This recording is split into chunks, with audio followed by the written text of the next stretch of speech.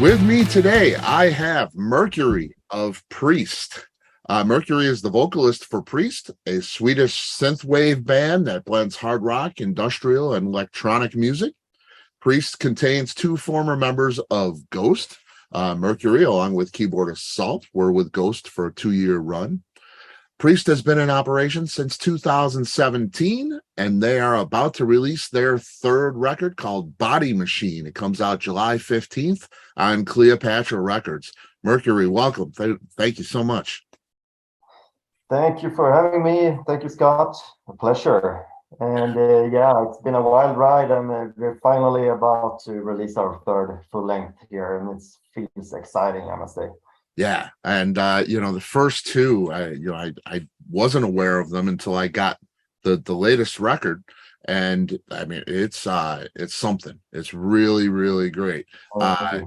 Yeah, what you're doing is and I found out that you've got the first single from the album, A Signal in the Noise, in the new Mel Gibson movie. Yeah, Hot Seat. Tell me about that, how that came about.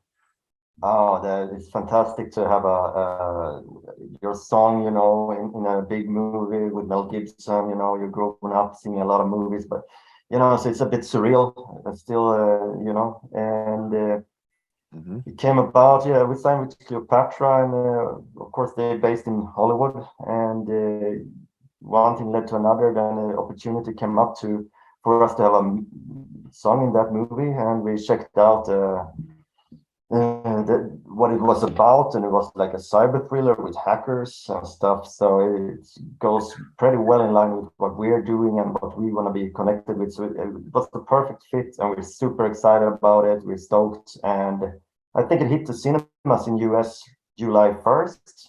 So go see Hot Seats, and in there you hear Signal in the Noise, the first single from Body Machine. So it's super exciting times. Yeah, that's great. That was great to hear, and I thought when I was listening to the first two records along with this newest one, I thought, wow, this would be great in a film. It's almost like a film score, some of it. I could see that completely. Yeah, I think it works pretty well, and also it gives you an inner imagery when you close your eyes listening to it. I felt it as well, and I think that's one of the best tracks on the album as well. So I'm very proud of that one. Very cool. Is that something you'd like to do more of in the future, maybe? Like a film score, or write for film? That would be amazing. I think we can do it pretty well if the match is right. If this is the right images, the right story, that would be a super interesting and fun thing to do, and I think we will do it pretty well. Now the master evangelist just died, rest in peace. Who did the Blade Runner soundtrack, but if we get the shot of it, we will do our best to we can't compare with Evangelist, but we will try to push it up there. If that chance comes, we're gonna take it. Yeah, I'd love to hear that. That would be great. Synthwave. I introduced you as a Swedish synthwave band. Are you comfortable with that? How would you describe Priest music? I think synthwave works fine, and it's a genre that came about 2008, 2009, when people started to look back at the 80s movie scores and the music, and did a newer touch of it with the newer technology that was around. Lots of sidechain and so forth, newer drum machines, cleaner sounds, and we do some synthwave. So that's correct, but I think we also do a little more backtracking and use the same synthesizers as used in the 80s by Depeche Mode, Erasure, and bands like that. So I think we try sometimes more to really go back to the original sound and not do just a new touch of it. Sometimes we just backtrack and try to do the same as they did, just to learn and to explore.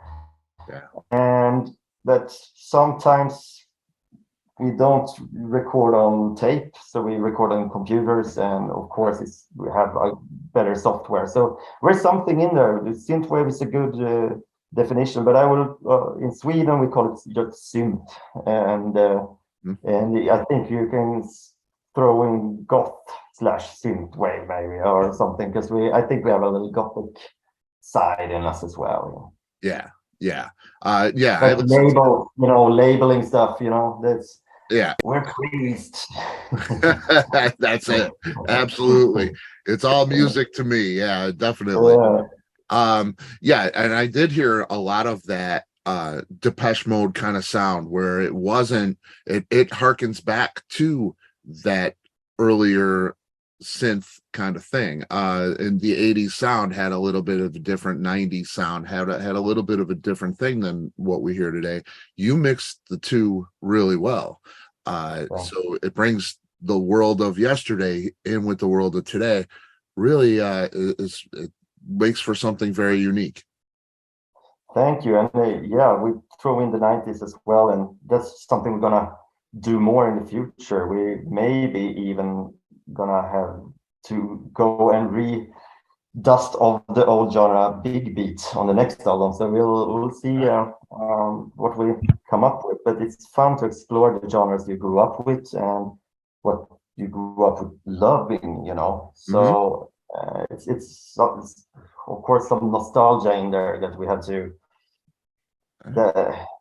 that fuels us, but it's also a way into the future, because I think we're floating around, and sooner or later we're gonna start to do more futuristic stuff and try to be more cutting edge than we are. But right now we're exploring the genres we love and grew up with. Yeah, that sounds great. How do you write for a band like Priest? You have, I know I've seen some live clips. You have 2 keyboards and a vocalist, of course. How does that writing go? Is it a collaborative thing? Does somebody bring in a riff, a beat? How do the lyrics come first? How does the whole writing process work for you guys? It's different, but most of the time I probably write on guitar or piano, and when I have a song structure, a chorus and a verse and a middle eight, I go to the computer and program it. A very simple demo with just drums, bass, and a few synths, software synths maybe, and a vocal track. Then I bring it to the studio with the producer, and then we produce the track. And maybe if needed, the producer adds some additional composing on the track as well. So he's credited as songwriter as well. That's the most common process, but there are varieties when the producer have an already done bass drum track, which I then do the vocals on top of and come up with the lyrics. I write all the lyrics, but the latest single, Blacklisted, was actually a beat and bass line. What was the producer that came up with, and I came up with the song structure and the vocals. So it's sometimes it differs, but most of the time I write on guitar or piano. Okay. Yeah, and I want to get into your producer, because that's interesting too. But how do your lyric themes? When I heard it, I expected your image and everything for the band has that gothic look. It's it's got a dark kind of thing, a mysterious thing. The lyric themes aren't as dark as I thought they would be. Maybe what inspires you to write the lyrics that you have? I think movies and comics and film noir and sci-fi in different shapes and forms, and a lot of thinking about the future maybe. And also maybe if you just see something on the internet about the new sex robot or whatever, Right. we can write write a song about it.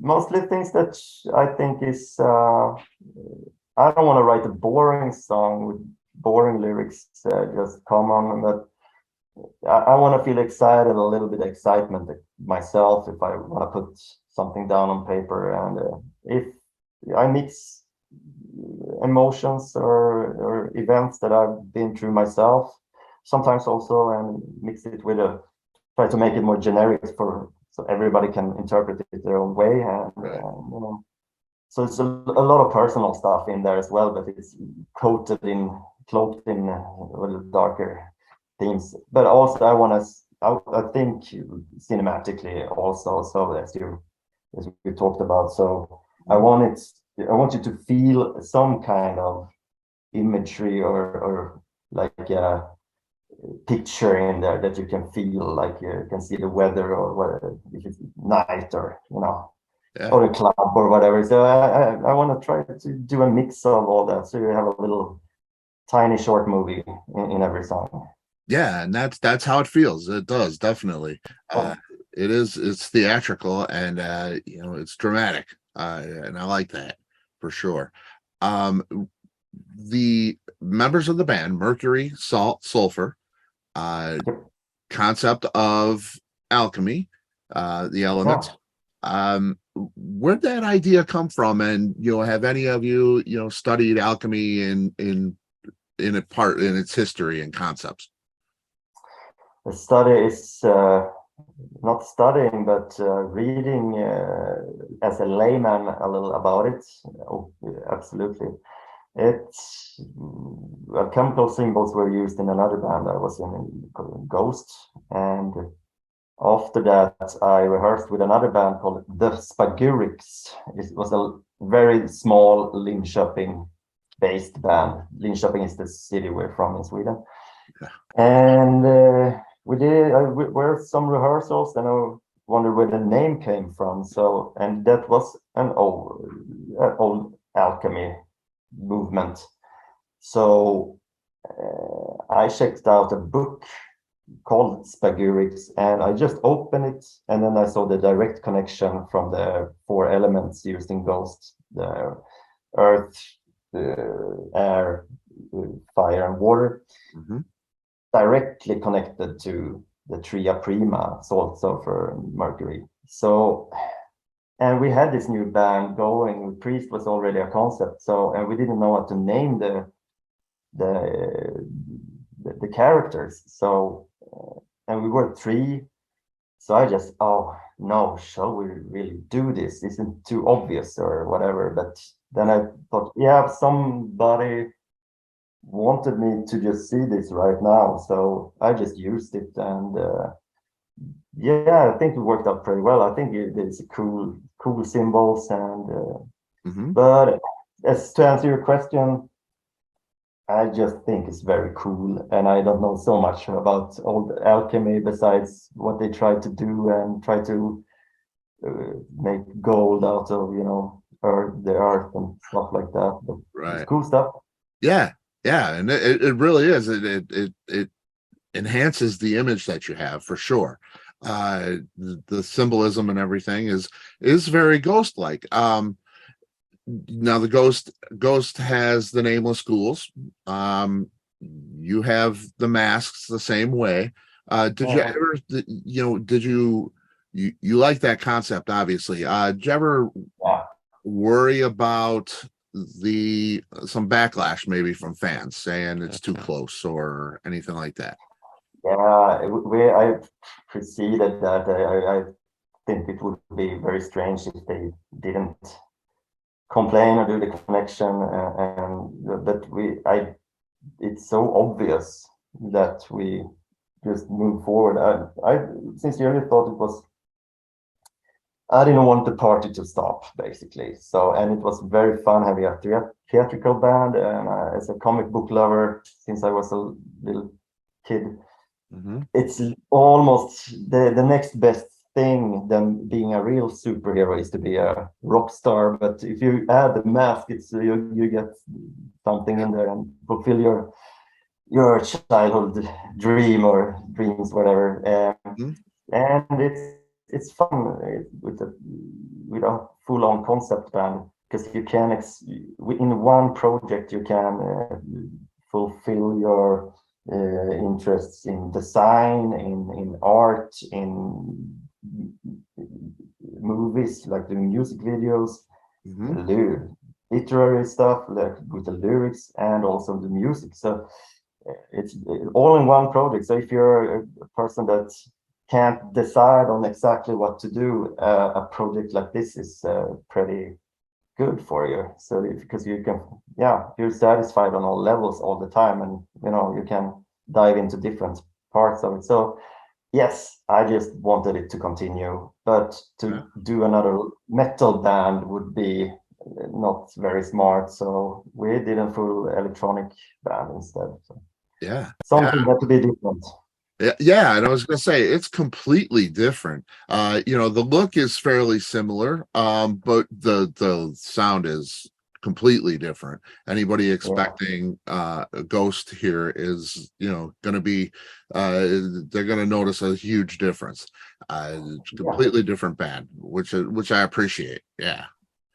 Yeah, maybe the songwriting can be close sometimes, maybe to have melody-driven songs like Ghost. Yeah, but I think it's good to have a visual similarity, but music-wise, we're not on the same turf. We don't, Yeah, completely different thing. And it's, I love it because I get two different styles and two great bands, which is great. Priest formed in 2017. That was the time when Tobias from Ghost being sued by former Ghost members. Was that anything you were involved with? Did that have anything to do with you leaving Ghost?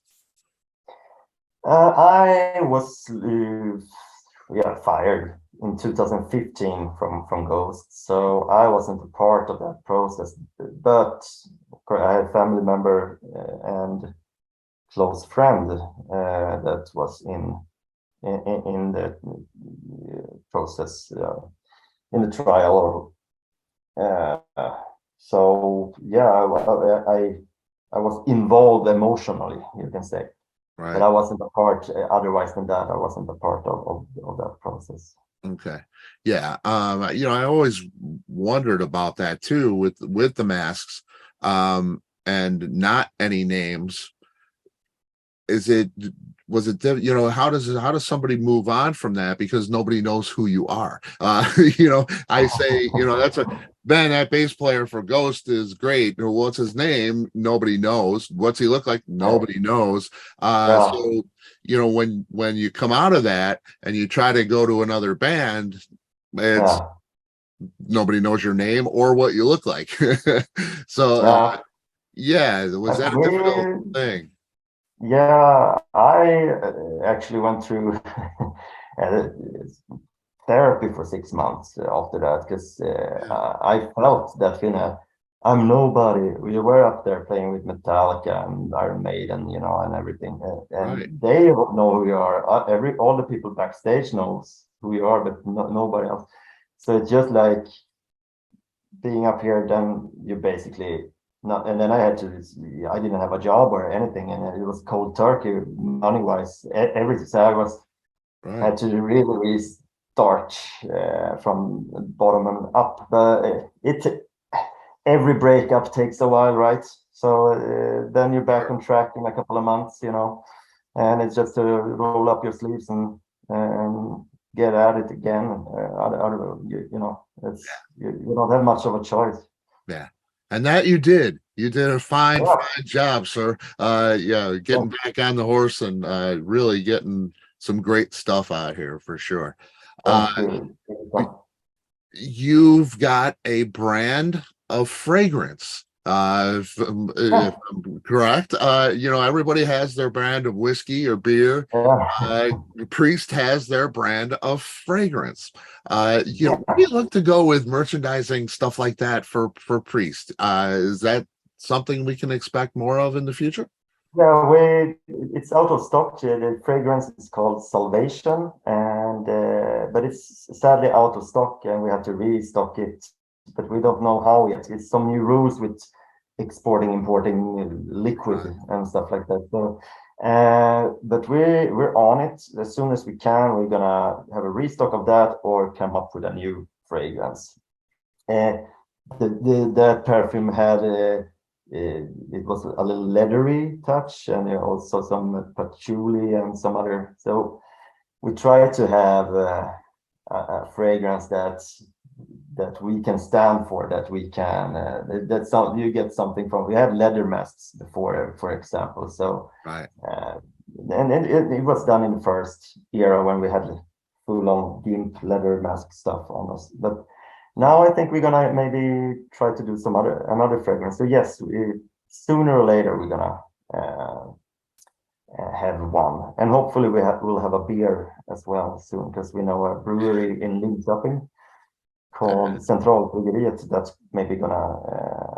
We're talking about it. We're in conversation about it, so we'll see what happens. Ah, that's fantastic. I look forward to that for sure. Yeah, I send you a bottle when we have it. All right, fantastic. Yeah. I would love that. Absolutely. Yeah. Your producer, we were talking about producing the record. You have Simon Soderberg. Exactly. Yeah, from producing the record. He produced the first Ghost record. Exactly. And the second one too. Yeah. How'd you get? Why use Simon? Was there something specific that you wanted, to take from the Ghost sound, possibly that he achieved? Why use Simon, and is there anything specific that he brings?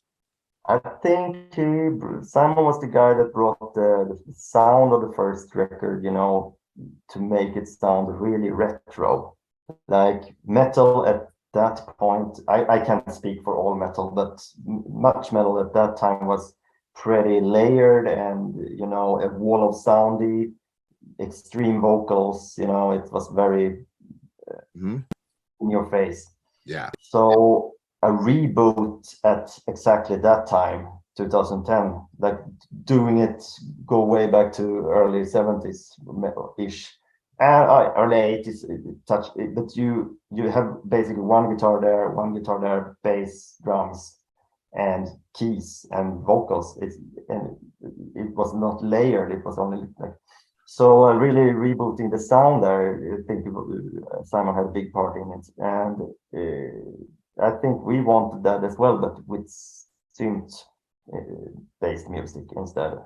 And I think he did a pretty fine job on finding that together with us, and that's why we're keeping him, because I think he's come up with really good ideas, and also knows when to break, not to layer stuff too much, and then he takes away instead and find what's most important.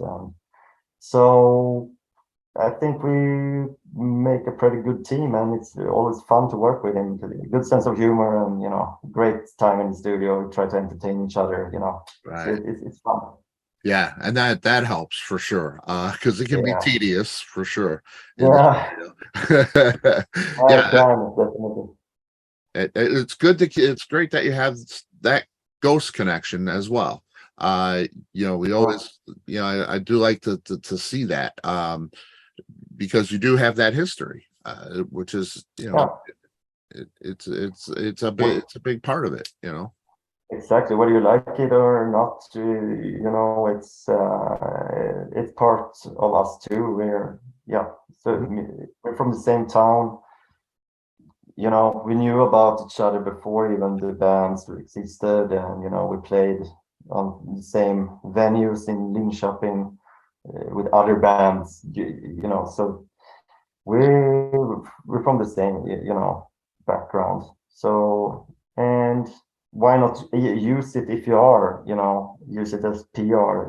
We saved maybe a couple of years gigging around just to have the Ghost connection, but then we brought up to fairly bigger level than we would be at without that connection. So right. we just that's how things are. Yeah, yeah, and it's great. And I love the, like I said, I love the fact that you guys are doing something completely different, really. It's fantastic. Do you plan to tour? Will we Yeah. see you in the States? If everything goes as we want, yes, and that will be in October. We're working on it. It's a few things left with, paperwork, visas and stuff like that, but we're on it and it looks very good. So expect us in October. Fantastic. And for a few dates at least, but then we're planning a more thorough touring in the US during the spring and next fall as well. Wow. So that's what we're aiming for. But right now we're gonna tour Europe with Combi Christ, another band here, and a great band in genre. And we're also gonna do a few gigs, Scandinavian gigs with Frontline Assembly and the Troops, supporting them as well. So it's some legendary stuff going on, and perfect. That's how we're gonna tour the album here in Europe. Yeah. And we just hope that we can, for the first time with Priest, come over to with our show to you guys, and can't wait. Yes, we will welcome you with open arms here.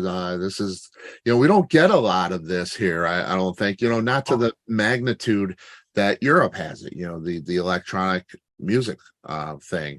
It's there's some big festivals of that, but it's a real niche kind of thing. To bring the more, you have that metal, darker kind of look and feel to it, can really combine those two audiences and make something really special over here. We hope. Thank you for saying that, and we really hope so. And we see that kind of tendencies over here as well. We drag a fair amount of metalheads, to our shows as well. Yeah. And also the middle part, the goth kids. It's a lot of makeup front row, Right. So it's I think we have a fairly good chance to have a lot of diverse people in our crowd, which we love, and I think that's a strength that and we can't wait to come over. It's we're longing for this since we started this project to get back to the US, because that's where we want to tour, right? Yeah, that's great to hear. That's great to hear. Yeah, awesome. Well, I look forward to it. I'm in the Chicagoland area in Illinois here, and we'd love to see it. And I know how complicated it can be, especially coming from out of the country to be able to put something like that together. It's a big task. but we're optimistic here. It's and I think Chicago is on a list of places that we talking about in the fall. So hopefully, fingers crossed, we can't wait. It's great news. Great news, Mercury. Thank you for your time. We look forward to it. Priest's third record, Body Machine, comes out July 15th on Cleopatra Records. Is the man. Mercury, thank you so much. Thank you, Scott. Thank you for having us. Absolutely. The door is open anytime. Thank you very much. Hopefully we see each other soon. Yes, that would be great. All right. Take care. Thank you. Bye-bye. Bye.